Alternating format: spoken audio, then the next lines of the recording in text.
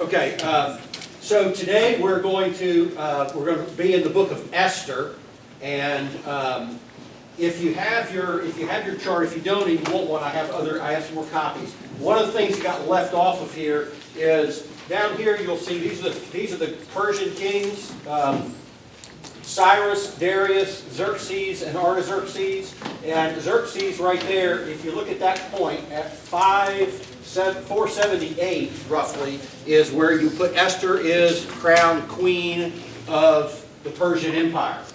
And so what we're going to do today is we're going to be staying right in here. So if you remember where we've been in Ezra, is that the 70 years of captivity in Babylon, and then Zerubbabel led the first wave of people out. And that's Ezra 1 through 6. He led 50,000 people back. Why? Because God, after the end of 70 years, God moved the pagan king's heart, Cyrus, to return the people back to Jerusalem, to rebuild the temple, and he did it selfishly. He said, because I want you to pray to your God for me. And so God moved the heart of him to do that. And then what we saw, and we haven't gotten to chapter 7 yet, so as we came through the end of chapter 6, and the end of chapter 6 is when the temple gets completed.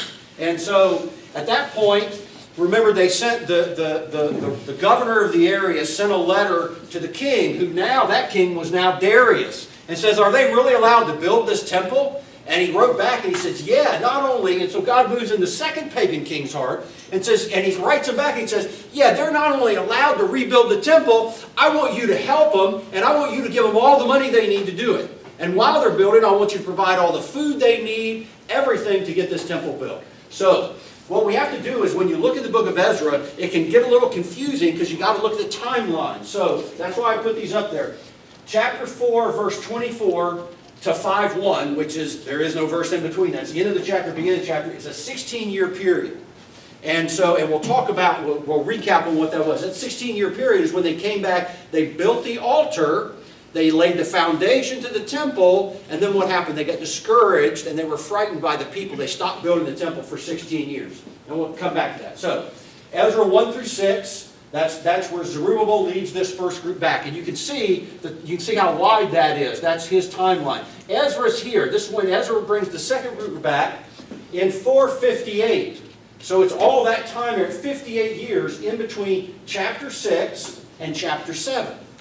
That's a 58-year time gap between those two. Now, what's interesting is that in between those times is when Esther came about.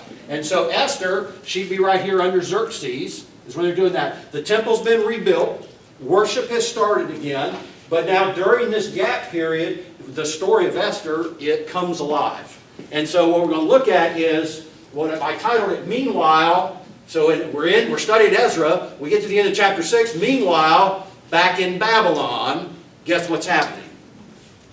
God is going to use an orphaned Jewish girl to change the world. More importantly, he's going to use an orphaned Jewish girl to save the Jews from annihilation. That's what it's all about. So, the orphaned Jewish girl, Esther, she grew up in Persia. Her cousin, older cousin Mordecai, think of him more like an uncle, she was an orphan. He raised her up, and he was a scribe in the court, just like Ezra was a scribe in the court. They had all this access. Now, there are 5 main characters in the book of Esther. We're gonna look at Esther from the treetop level. We're not going to go down into it because we're going to cover the whole book in one day and just see how it is. But I highly encourage you, and even if you know the book or know the story, I do, but when I went back and read it again, there are parts of it you forget. And it's like a giant, John MacArthur calls it a chess match between God and Satan. Satan thinks he goes check, and God moves, no check. Gets him in check, no, he moves again, no, and then finally God does checkmate on him. But it's a great book with lots of, you see the pride of Haman and how it causes him to fall, and he gets embarrassed. It's a great story to read. But there's 5 main characters. There's God, King Xerxes, Esther, Mordecai, and Haman. Now, some of your Bibles, instead of it saying Xerxes, will say Ahasuerus. And here's the difference. They're the same person.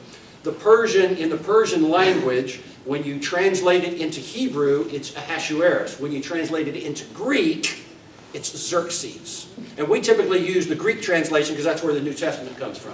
So I'll use Xerxes, but if you see Ahasuerus in your Bible, that's what it means, is Xerxes.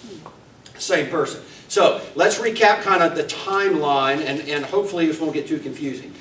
The Babylonians came in and conquered the Jews and took them, crushed Jerusalem. And if you go and you read at the end of 2 Chronicles, you read that story. And actually Nebuchadnezzar really never planned to destroy Jerusalem, because remember, when they're growing these empires, what do you want? They want revenue. They want taxes from the people. Well, if you destroy the economy, you're not going to get very many taxes. But if you go back and you read 2 Chronicles chapters 34, 35, 36, what you'll see is Nebuchadnezzar basically came in, took over, put a puppet king in place, let everything run, but then the puppet king started messing with him. He got really mad, big paraphrase, he got really mad, and then he went back and said, forget it, I'll destroy the whole city. So he destroyed all of Jerusalem, the temple, and everything. So then the Babylonians got overtaken by the Persians in 539. And then during that time is when, right at the time when the Persians took over, so then we're going to go from down here from Nebuchadnezzar to Cyrus. And Zerubbabel leads the first group of exiles back, as I put up here, in 538. And that's Ezra chapters 1 through 6. Then King Xerxes goes past Darius, and now he's in charge. And so the book of Esther occurs, it's a 10-year period between 483 and 473. So it actually happens in between these two returns. And the reason you go, hey man, why do we need to know all of this? Numbers and math, because I think it really plays out. God is a God of order. So that's why even when you're reading Ezra and you're reading Nehemiah and you're reading Esther, it'll say, in the month of Adar on the 12th day. You're like, well, why does that matter? But it does, because when you start looking, again, when we looked in Ezra, what did we see happen? When they came back and they built the altar, what did they do? The first thing they did, after they did the sacrifices, it was the time frame, September, October, it was a time frame for Festival of the Booths, or shelters. And so they celebrated that. Isn't it interesting? Because then, when you look 16 years later, when they finally, 20 years later, when they finally completed the temple, when was it completed? And it says, why does Ezra say it? It says it was exactly when it was completed, and that was in February, March, at the time of Passover. And so they celebrated Passover at that point. And so all these things play in. God is a God of order. And that's why it's important for us to be able to see this, because if the story of Esther hadn't come out as it did, then things in Jerusalem would have changed completely. And watch, and hopefully we'll see that come together over this. Esther became queen in 478. Great story as to why she became queen. A good read. And then Ezra leads a second group back. And see here where Ezra is. Ezra, when he leaves, and you'll see in the book of, we're going to see in chapters 7 through 10, and in the book of Nehemiah, you're going to see Artaxerxes, who was the next king. Because he's going to be, when Ezra goes back and when Nehemiah goes back, Artaxerxes is the king. So that's why the timeline is important as we go through that. Esther chronicles how a foreign power tried to eliminate the Jewish race completely. That's what his goal was, to kill everybody. You got to remember, and again, if you go and you read the book of Esther, what you're going to see is, it says twice, Xerxes and his kingdom, which stretched from India to Ethiopia. Big kingdom. The whole world, in essence, at that time. And so, what did God do? God sovereignly preserved his people. Why? Because he had made a covenant promise to Abraham that he would preserve and save his people. So the Jews today, the Jews aren't going anywhere. God is going to save his people. And I'll come back. As a result of this prevailing deal in Esther, what you're going to see is, so we've talked about the Festival of Shelters and Passover and Yom Kippur and the Festival of Unleavened Bread and Passover, which was done when the temple was done. Now what you're going to see is Esther's such an important book that the saving of the annihilation of the Jews is they came up with another feast. It's the only, in the book, in the Bible, in the Old Testament, God prescribed all the feasts and festivals, detailed exactly what it is. There are two festivals that aren't described in the Old Testament in the law, and that is Purim, which is what Esther celebrated, and that was from the saving of the Jews from annihilation, and Hanukkah is also not. But they still celebrate those, and so when God, through Esther, saved the Jewish people, the remembrance, see, it's always about remembering. We talked last week about everything in the Old Testament and the New Testament always pushes the people back to remember the Exodus, remember when you were slaves, remember when you were slaves and I rescued you. And for us, what that says is, remember when you were a slave to sin and God rescued you. It's always looking back. So Esther is such an important book because the Jews were about to be annihilated throughout the world. And God sovereignly saved them through a pagan king, by the way, is how he saved them. And so what did they do? They wanted to remember it. So to this day, they celebrate that. Purim became one of the two festivals, again, that they celebrate that aren't in the Mosaic Law. At the Festival of Purim, even today, the rabbis read the book of Esther in the synagogue. They read it. And Haman, who is this evil guy who came up with the plot to annihilate the Jews, you know how they celebrate that today? They take rocks and they write Haman's name on it and then they pound the rocks. That's a celebration, yeah. That's what they do. They do today. And that's not a biblical thing. That's just how they look at it. So, what's really cool is what we see in the book of Esther is playing out of a 1,000-year fight between the Jews, Mordecai, and Mordecai, you'll see in the book, he's called a Benjamite, which means he's of the tribe of Benjamin. The tribe of Benjamin and Judah is the kingdom of Judah down here. And Haman is an Agagite. And Agagites are the descendants of Esau's son Amalek. And you're like, wow, these names, it's crazy. It is. But think about this. 1,000 years before that, God had pronounced a curse on the Amalekites. And he said, as a people, that they would be completely eliminated. And if you go to 1 Samuel 15, and let's read verses 1 through 11, and learn about Agag and Saul and Samuel.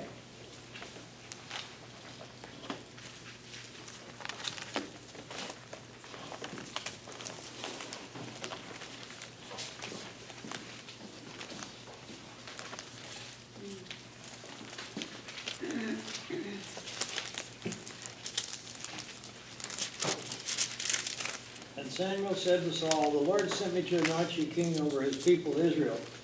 Now therefore listen to the words of the Lord. Thus says the Lord of hosts, I have noted that what Amalek did to Israel in opposing them on the way when they came out of Egypt. Now go and strike Amalek and devote to destruction all that they have. Do not spare them, but kill both men and women, and child and infant, ox and sheep, camel and donkey." So Saul summoned the people and numbered them in Telem, 200,000 men on foot and 10,000 men of Judah. And Saul came to the city of Amalek and lay in wait in the valley. Then Saul said to the Kenites, "Go down from the people of Israel when they came up." I lost my place. "Go down from among the Amalekites, at least I destroy them with you. For you showed kindness to all the people of Israel when they came up out of Egypt." So the Kenites departed from among the Amalekites, and Saul defeated the Amalekites from Havilah as far as Shur, which is east of Egypt. And he took Agag, the king of the Amalekites, alive and devoted to destruction all the people with the edge of the sword. But Saul and the people spared Agag and the best of the sheep and of the oxen and of the fatted calves and the lambs and all that was good, and would not utterly destroy them. All that was despised and worthless they devoted to destruction. The word of the Lord came to Samuel. "I regret that I have made Saul king, for he has turned back from following me and has not performed my commandments." And Samuel was angry, and he cried to the Lord all night. Okay, so what did God say to do to the Amalekites? Now remember, they were the descendants of Amalek, who was Esau's son. And think about, what do you know about Jacob and Esau? When they were in the womb, what did God say about Jacob and Esau? The younger will serve the elder. Right? One I loved, one I hated. Yeah. One I loved, one I hated. So those are Esau's descendants. And they treated the Israelites poorly. But what Saul did was, God was very specific. He said, kill everybody and kill everything. And what did Saul do? Saul said, he said, you know what Raymond would do? Raymond would say, I think I have a little bit better plan, God. I won't kill, I'll keep the king, and I'll keep all the good stuff. I'll keep the good sheep. Now those old limp cows, rusted up, we'll put them down. We're going to keep the good stuff. And Samuel came in and said, no, that's not what it is. God has found displeasure with you. And if you remember at the end of that chapter, Saul goes into the tent where Agag is being held hostage and cuts him into pieces. Cuts him into pieces. So because of the lineage from Agag, Haman, and so if you go and you read in the book of Esther, it describes Mordecai as a Benjamite. He's of the tribe of Benjamin. And it describes Haman as an Agagite. He is of the tribe of Agag. He is an Amalekite. And so here we are 1,000 years later, and guess who hates each other in Babylon? Mordecai and Haman. Thousands of years. And you go, well, how could they remember? Do Muslims and Jews get along today?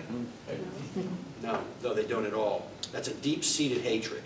And so as you go through, in the time of Esther, Haman the Agagite and Mordecai the Benjamite had not forgotten this feud. And so when you read through, then you'll begin to understand when it goes through. And Haman's getting elevated. The king likes Haman. And he's getting they say he gets appointed head of all of the princes of the kingdom.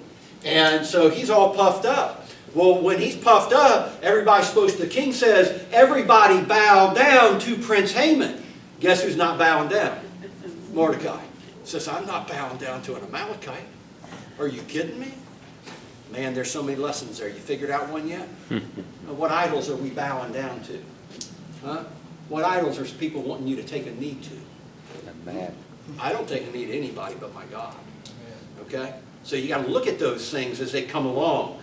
So he wouldn't do it. And as expected, God's prophecy to distinguish the Amalekites and preserve the Jews, he did right there in the book of Esther.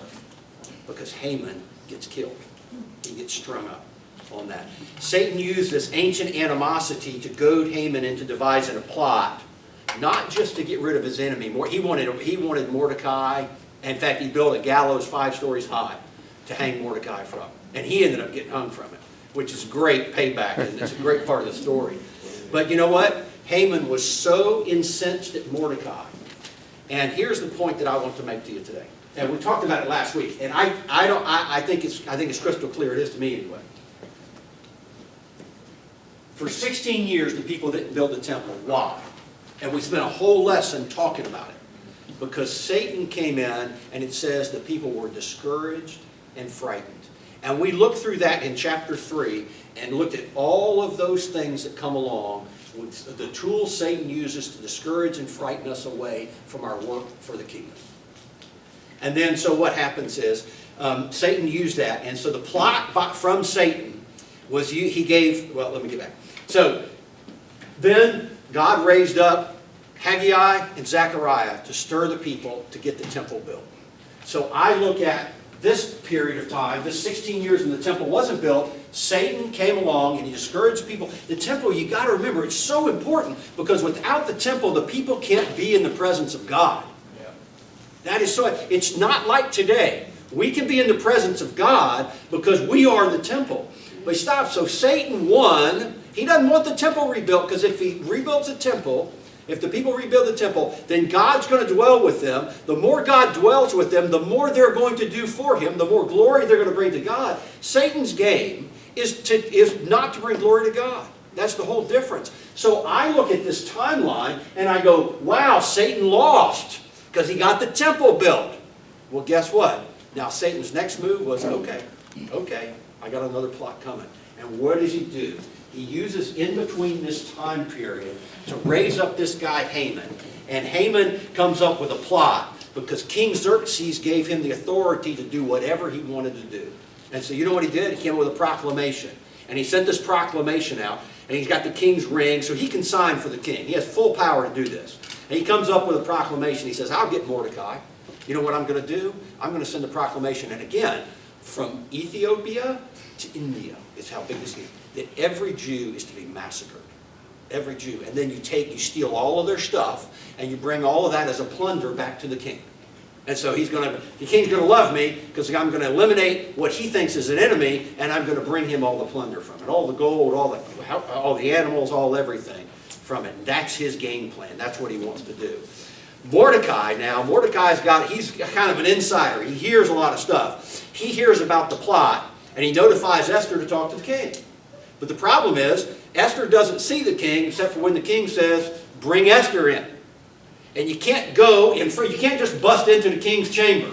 They go, hey man, I need you for a minute. Right? They'll whack your head off. And so Esther tells Mordecai through an intermediary, says, I haven't been called to the king. I can't go to the king. If I do, he'll cut my head off. I don't know if he doesn't want to see me at the point. So Mordecai now gives this famous speech. So let's look at Esther chapter 4. And we're going to start in verse 11 and go through verse 17.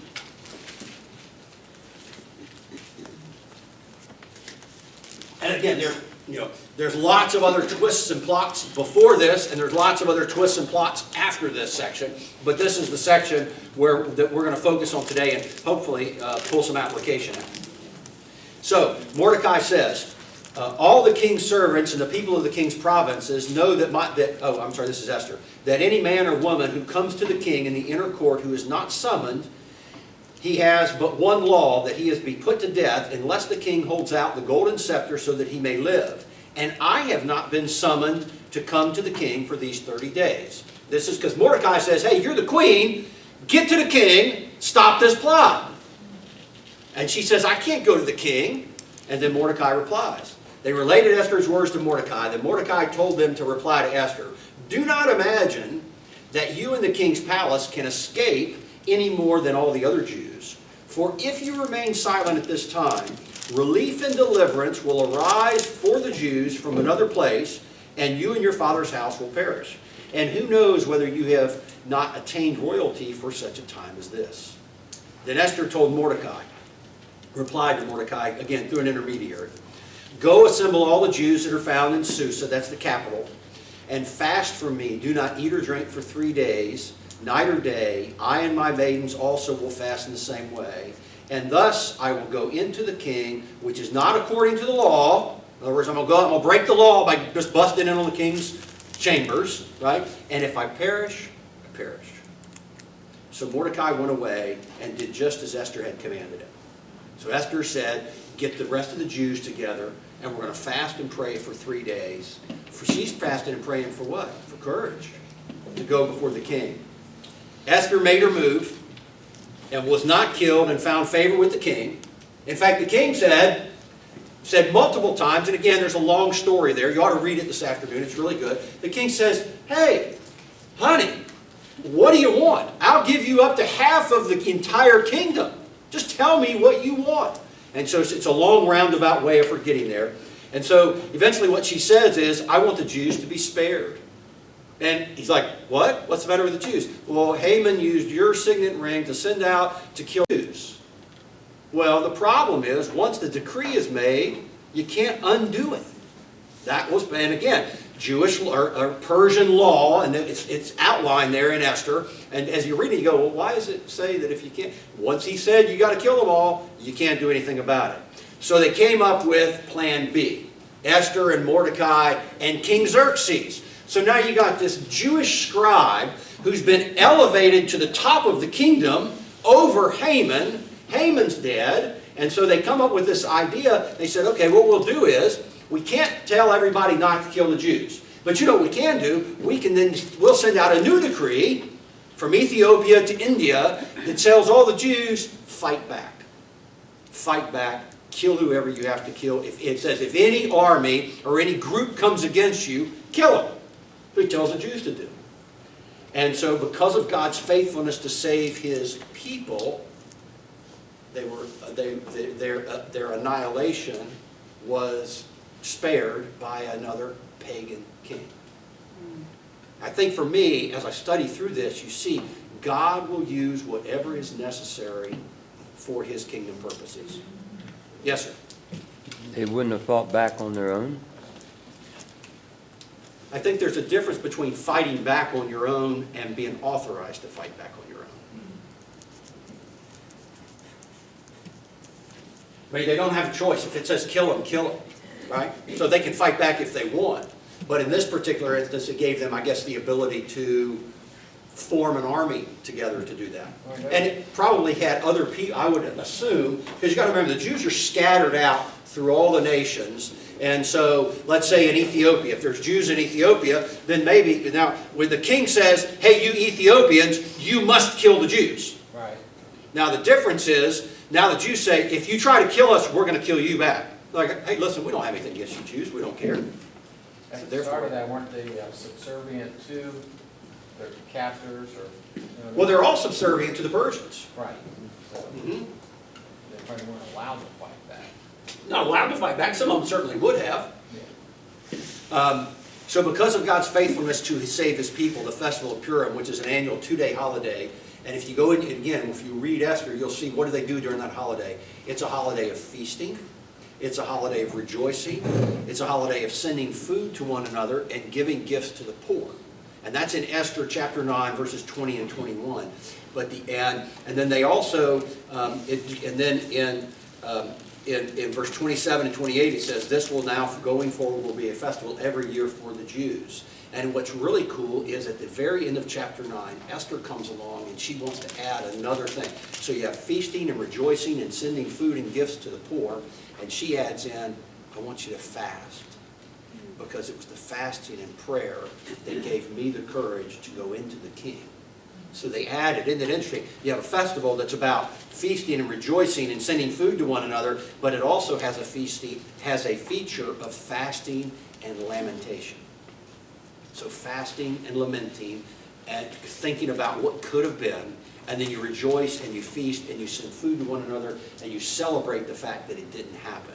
And you're not celebrating the fact that the Jews were allowed to fight back. You're celebrating the fact that God, through His providence, spared them. It was only through God. Purim is not biblically mentioned ever again, but it's still celebrated. Psalm 121:4 says, behold, he who keeps Israel shall neither slumber nor sleep. He who keeps Israel. So if you ever have people have questions, why do the Christians want to support the Jews? Because God says, he who keeps Israel neither slumbers nor sleeps. There's God's people. Now you have to remember, if a Jew dies without accepting Jesus Christ as Lord and Savior, they don't go to heaven. They don't do that. But they are still God's chosen people. That's why in the book of Revelation, we see the Jews reached out to again, the 144,000 and all of that. So it's a very big deal. So God is always going to preserve His people. So that's the great story of Esther, really condensed. But like I said, you ought to read it because there's a lot of good things in it. So let's look at some application for all of this for us. The Jews went into exile for 70 years. Jerusalem and the temple are destroyed. Why? Due to the disobedience of the people. The severe transgressions against Him. So really, here's what God did. When Jerusalem and the temple were destroyed by Nebuchadnezzar and the Babylonians, it was by a simple reason. What God did was He just lifted His hand of protection off of the Jews. So I think what you have to think about is the reason that they were able to stay in the promised land all the years they had was because God was protecting them. And then what happened was He allowed this pagan king Nebuchadnezzar to conquer them. Why? Because their transgressions, beginning with Solomon. Back to our chart. King Solomon built the temple, right? And then King Solomon, who was a really smart guy and really wise guy, but he was also a fool because he did the things that God told him not to do. He married foreign wives, which led to doing what? Every time you marry a foreign wife, it leads to bowing down to a foreign god. And he did that. And so out of that, we had the split of the kingdom. So you ended up with 10 tribes forming the kingdom of Israel, and 2 tribes, Benjamin and Judah, forming the kingdom of Judah. And they actually fought each other. Jews fighting Jews, right? Their transgressions, after God had all brought them into the promised land, and everything was supposed to be so good for them. They forgot about the law to the extent that they had stopped worship completely. They got so bad during these periods, all these kings. Read Kings and Chronicles, and you'll read king after king. Such and such was appointed king, and he did evil in the sight of the Lord. And things got so bad. People got, the Jews themselves got so bad, they completely, not only did they worship other idols, they completely forgot about God. They completely forgot about the law. They completely forgot about how to. In fact, if you look here, in Josiah, when Josiah, it's 625 roughly, it says 622, book of the law discovered. Book of the law discovered. They'd gotten so far away from God that they can't even find the book. And if you read the story, it's actually great. There's a guy down in the basement cleaning out things, organizing things, and he comes to me and goes, hey, look, I found this book. I think I remember hearing about this from my grandmother one time. The book of the law. They brought it to King Josiah, and he read it and he wept. And he said, we got to clean this place up. So think about all these. Generations earlier, they had not followed his commands when he told them to go into the promised land. What did he say? Same thing he told Saul back in Saul's day, back here. Wipe them all out. Because if you don't, you're going to get tainted by them. And you know what they did? They didn't wipe them all out. They keep coming up with their plan. And it just reminds me again and again and again how often I look and I say, yeah, God, that seems okay, but I think I've got a pretty good idea here. And we step away and we step outside. And what we're asking then, so if you go back to what we study, what we're asking is for God to go, knock yourself out, man. I'll be here. Tony, I'll be here when you get back. Let me know how that goes. That's what he does. So if we want to keep God's protection about us, what would they do? They intermarried with the pagans. It wasn't allowed. They stopped worshiping God. Not only they stopped worshiping God, they started worshiping the Baals, B-A-A-L-S, which is really kind of a catch term for all these other foreign gods. And they had foreign idols set up and built all over the country of Israel. They did it in his temple also. In the temple, that's right, Tony. In the temple itself, they built an Asherah in the temple. I mean, that's really bad when you do that. They set up these foreign idols throughout that. They started doing all the things that the foreign gods, the way they worshipped. And they were, do you know they were sacrificing children alive? Think about it. Everybody know what a big cane pot is, where you stir down, where you heat up cane syrup? Big cauldron. They would heat those red hot and throw live babies in them. The Jews were doing that. They followed Babylon. The way of Babylon. It's interesting because when you go to the book of Revelation, Jesus used the word, God uses the words Babylon, the system of Babylon. And so Babylon, the word Babylon represents the world. And I find it kind of interesting because I think I look at God and I think the irony is he kind of said, hey, you guys like Babylon so much? I'll send you there for 70 years. Let's see how that works out for you. Think about it. He sent them to where they wanted to be. In other words, so if you want to be like the prodigal son, God will let you be like the prodigal son. Till you're in the pig pen one day, eating pig pellets, going, this stinks. Kids in the boiling pot. Yeah, absolutely. Satan loves the fact that he tricked the people into turning their back on God and the temple and the city being destroyed. So you got to remember, you got to go back to the destruction of the temple at the beginning of the 70-year captivity. That's what he wanted because Satan won temporarily. He won a lot of battles. He's not going to win the war, but he won the battle when he got the temple destroyed. How did he get the temple destroyed? Satan got the temple destroyed by simply tempting the people with the pagan marriages, with the pagan customs, with the pagan gods, to the point that God said, go ahead. And think about it. He said prophet after prophet after prophet. Look, all these prophets. Look at all these prophets. These are the prophets here. Look at all these prophets he kept sending. Think he sent enough of them? And those are just ones we know about. They sent. And they kept saying, turn back. Turn to me. Turn to me. I'm the God who rescued you out of the bondage in Egypt. Choose to sin. Choose to suffer. So at the end of the 70-year exile, God used another pagan king, Cyrus, to send the people back to Jerusalem with the instructions to rebuild it. Zerubbabel leads the first wave, 50,000 people back in to rebuild. And that's the story that we've been reading in chapters 1 through 6. So they go back, they get things established, they get the altar built, that's a big deal. They get the foundation of the temple laid, and then they get frightened and discouraged and they stop building. So as soon as they got that done and they celebrated this Thanksgiving, which is the Festival of the Shelters, and then Satan came along again with his bag of tricks, and he just got the people discouraged and frightened into rebuilding the temple. And they stopped the work for 16 years, and what did they do during those 16 years? Where were they focused? Inward. They were focused inward instead of focused up. That's it. So you see, for us, man, I thrive on this. Because it makes me take and compartmentalize and look at the different areas of my life and saying, in what areas, right, am I focusing simply on me and not on him? God raised up 2 new prophets, Haggai and Zechariah, to confront the people with a balance of law and grace.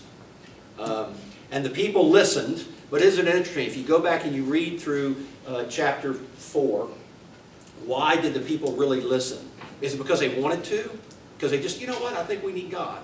No, here's what happened. Again, during that time period, that 16 years, God just took his hands of protection off. And so when you read through Ezra, what do you see? Drought. Oh. And it says, you make money, but it's never enough. You have food, but never enough. You have crops, but there ain't no rain. And so things just aren't working out. They're not going your way. And you can't really figure out why. And Haggai and Zechariah come along and go, well, guess what? Because you're so focused on you, you're not focused on God. And it's so easy for us to get our priorities. All they had was a priority problem. Their priorities were out of whack. Seek ye first the kingdom of God. And I don't know about you, but so much for me, I seek ye first the kingdom of Raymond. I seek ye first the kingdom of me being content and me being happy. And if I have some spare time at the end left over, I'll be glad to come help you. That's not what God was all about. That's not what he tells us. So we have to look at it, and we use these stories, real stories, to remind us, where are my priorities? And you see how quickly they can be up and down, right? Highs and lows, because guess what?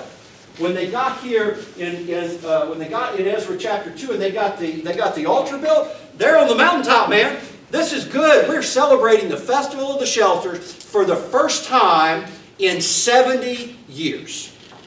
70 plus years by the time they got it all built.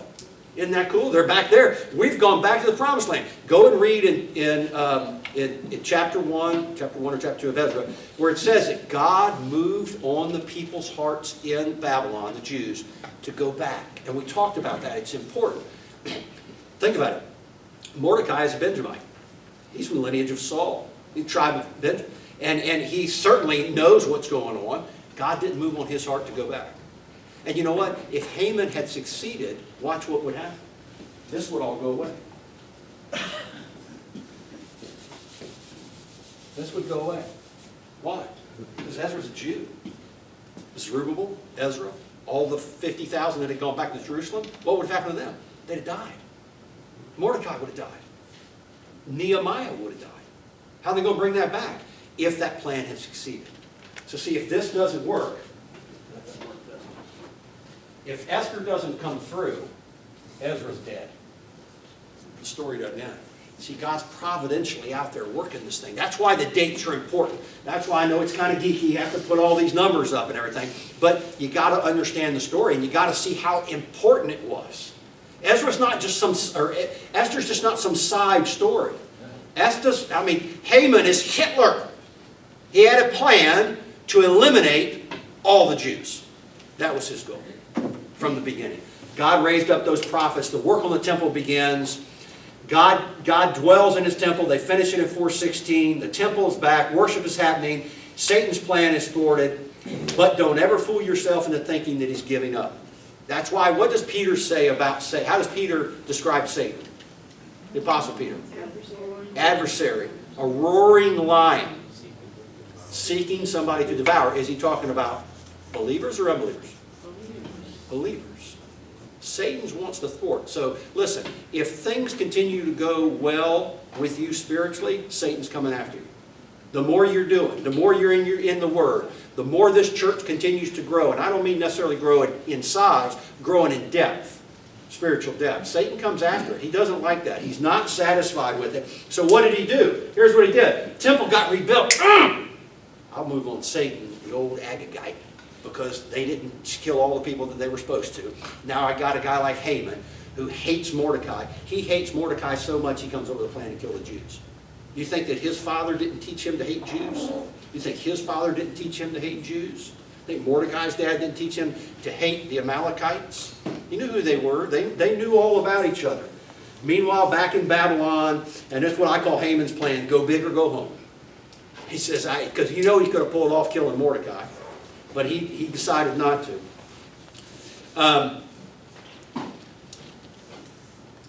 The sovereignty of God and waiting during a difficult time from Esther. You know, you think about it. Mordecai comes to Esther and he says, they're going to kill all the Jews. And she says, well, I can't go in to see the king unless he calls me. And he says, well, you know, a time like this, maybe that's why you're here. And remember, you're going to die. If this plot goes through, you're a Jew, you're going to die. Because Haman knows Mordecai. We don't know if he knows that Esther is Mordecai's niece or not. But Esther goes into a time of fasting and prayer. Like I would have done the opposite. I'm like, let's just make a decision and go in. 2 Corinthians 5:7. When we're waiting for a difficult time, we talked about this 3 weeks ago. You get into the Word, you get on your knees, you seek counsel, godly counsel from godly friends, and you pray with fellow believers and you wait. You wait on God. That's one of the important things about fasting. Fasting teaches us to wait. Second, don't rush into big decisions. Fasting is something, fasting is just something that's just not talked about. It's not done very often, but it's so important. Remember, Jesus himself, red letters, says, and when you fast. So what do we learn from this? I can learn a lot of things from Esther. I don't need to make any big decisions in a rush. If it is a big decision, I ought to be fasting and praying over it. Don't talk too much. That's really hard for me. Listen more. Remember that God's timing is perfect. See, we study these things so that when we have a big decision, when we're worried about the timing on things, we look and we go, God's timing was perfect on that.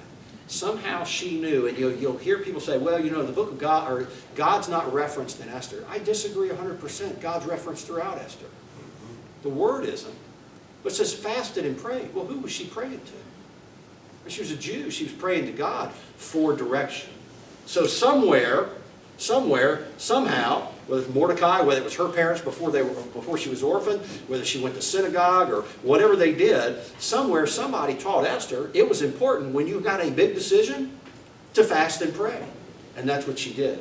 So we think of the books of Ezra and Esther, and what it does is during our time of fasting and praying, when we think of them, it will remind us of the sovereignty of God.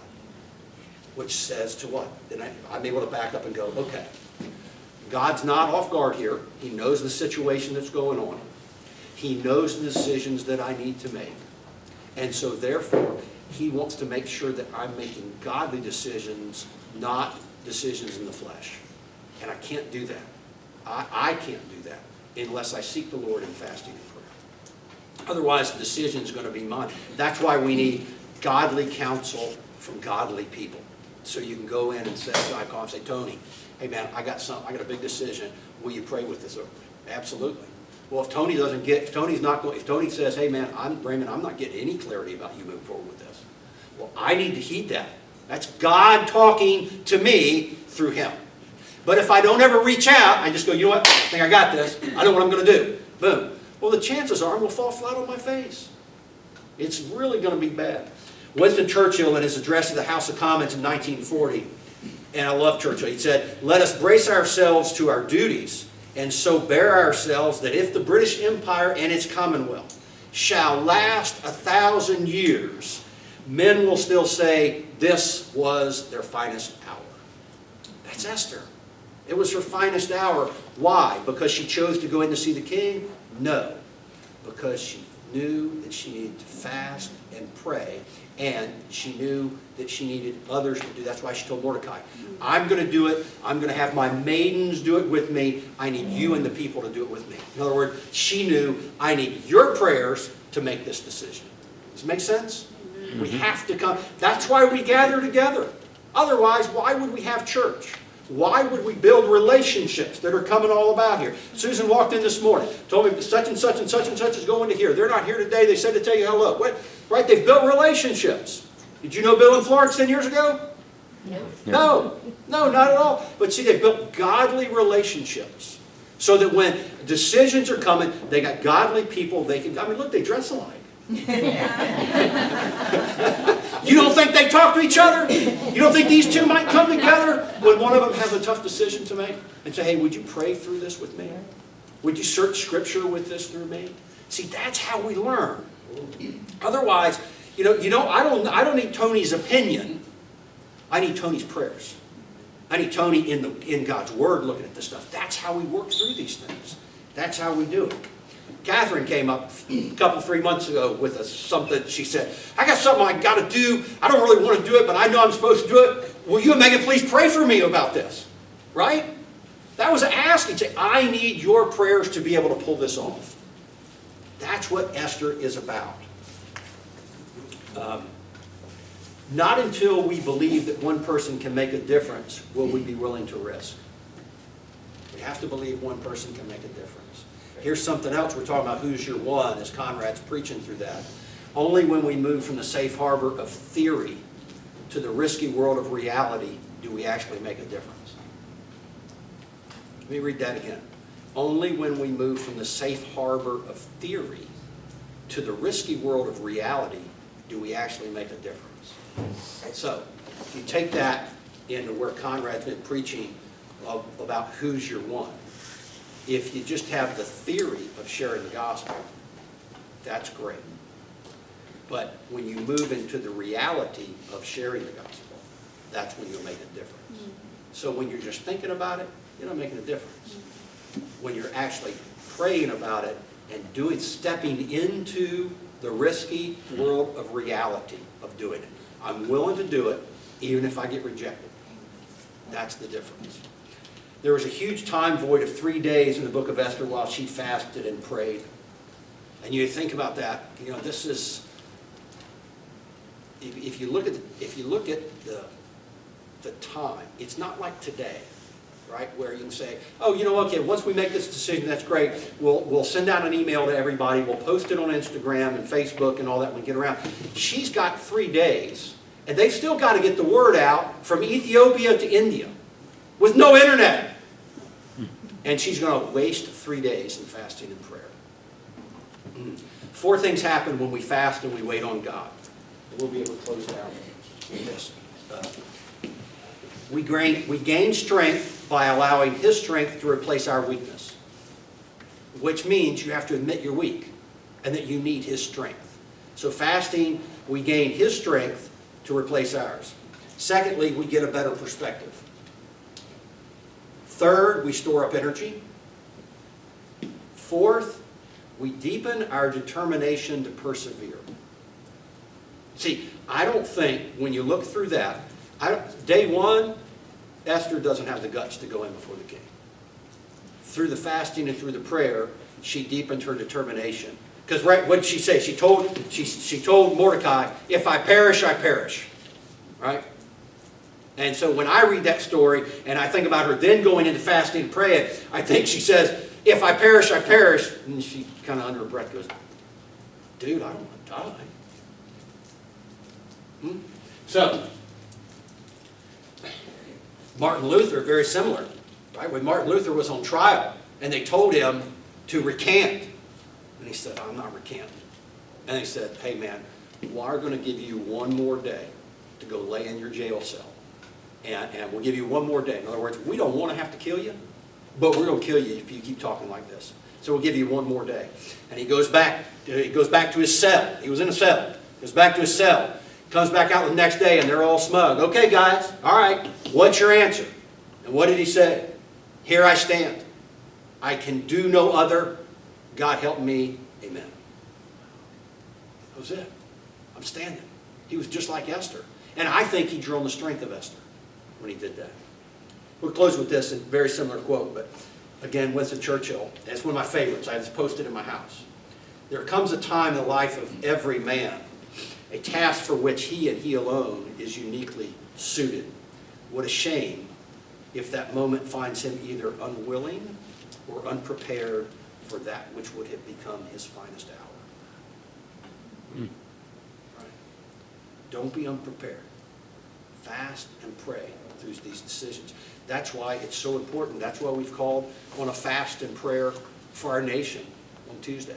We're serious about it. I mean, that's it. Yes, sir. How did God pull off the restoration of Israel in 1948? I mean, Hitler just killed 6 million people. You wouldn't think they'd have enough people to take the country back, but somehow Absolutely. God They pulled it didn't off. have enough people to take it back. Standing there waiting. That's right. But that's why you have to look at the sovereignty of God and his plan and provision. Why is there a fight over the Temple Mount? Why is there a mosque at the Temple Mount? The temple will not be rebuilt in Jerusalem until the times of Revelation. It's not going to happen next week, guys. It can't. It wouldn't follow God's sovereign plan if it did. That's the difference, because the temple now is Jesus. And there will be a new Jerusalem and a new heaven and a new earth in that way. So when you think about it, his plan to bring his people back was always there, but yet the temple still can't be built. So that is it. Claire, will you close us in prayer? Sure.